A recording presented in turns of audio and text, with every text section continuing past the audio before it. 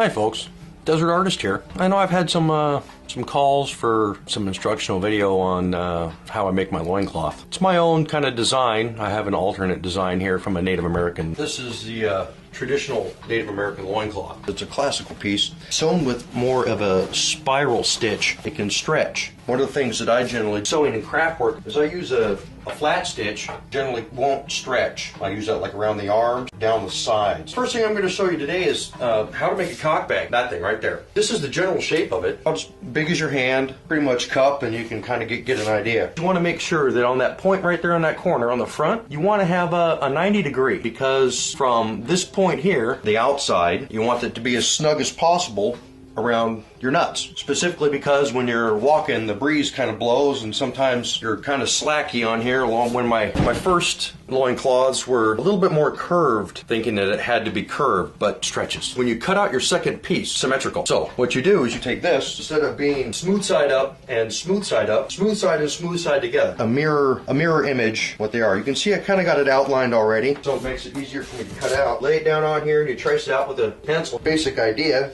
And you see I use just a pretty much scrappy piece of leather. I don't need anything real special for a cock bag. They're pretty small. Scrap leather works just fine. Even getting it similar in shape. Now there's another trick here that I do, is that now that I've got the basic shape cut out right here, down here on the bottom where that little part is fairly wide, so you cut it all about half an inch or so, and you cut it down long enough that you'd think that you would need for your butt floss, strictly because it's more comfortable. Now another trick, you cut this wide enough that you can split it into two pieces. Now once you get this down where you split it into two pieces, then you take the other piece and you rope braid it. And I'll show you how to do a rope braid in two pieces there. I do the same on this one here, split it in two, and then I have 4 strands for a 4-strand rope braid. Not too thin, not too thick. You know, you don't want a 2x4 in your ass. Keep it, you know, fairly nominal. Now that we've completed that, now's the time to punch our holes. What I like to use for my hole punch is, this is an ice pick that I shave down the sides. You get it nice and pointy on the ends, all right, and flat. Go to punch my holes, I punch 6 holes at a time, and they're all in a straight line, which makes it nice and quick for when you're sewing stuff together. But sometimes when you get a big long strip of 6 here that you can't go around the corner, you only use 3. Maintain your same distances apart for your stitches while going around the corner and it not being problematic. Put the first tine into the last tine where the hole was at so you can maintain your separation. Punched holes all the way around there. Now I know that they're all the same distance apart. I do the same thing on this one because I know it's basically the same size. Because it's the same size, it'll be stitched together appropriately. I have the 2 cock bags cut out, ready to be sewn together.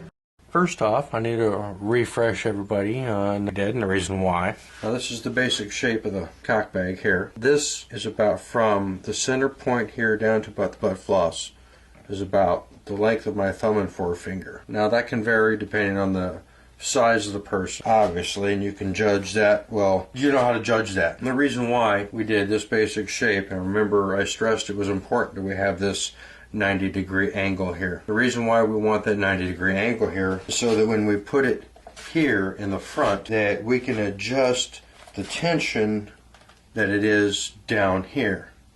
The more that we can adjust the tension is down here, the better cupping action that we can have. This is going to be the front piece. You see it's got a nice little doohickey there in the front. I like to use the shoulders and stuff for that area. They got nice. They got that little piece there in the front, and this little piece here for the back. You can see I've cut the holes up here in the top. I've stamped the holes. You can see them right there and up on the top. And the reason why I did that, so when we fold it over, we have a little pocket here where we can slide our belt through using the same 4-strand braiding technique that I told you with the butt floss.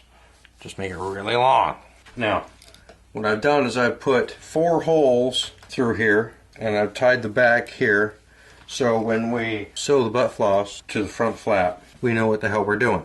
I've already punched the holes for that as well, along there and along the top. The way that we figure out where the center is at, because that's basically all we need to know is where the center's at. Because where the center is, a center is a center is a center. Fold it in half. Remember, we want that cupping action, and we know hole punch here. It's same width across. Snazzy, huh? All we have to do is fold it in half, punch it once, and then sew it on. We're ready to go. Now remember, we want to have that little V action going on so we can have proper cupping up in here. So being as we know we need that, then we just do it. No question who, what, where, when, why, how.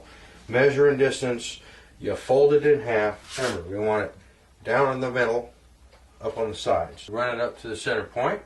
Punch our holes in, and we're ready to go. So to those holes, run this up to the little doohickey on the back flop, and I'll put this together and I'll show you what it looks like. Now I've done a couple extra things to my cock bag. Little braid there. I call that a wallet stitch. I also did it around the edge. I stressed cupping, how we want cuppage. That's the reason why. This braid provides an elastic effect.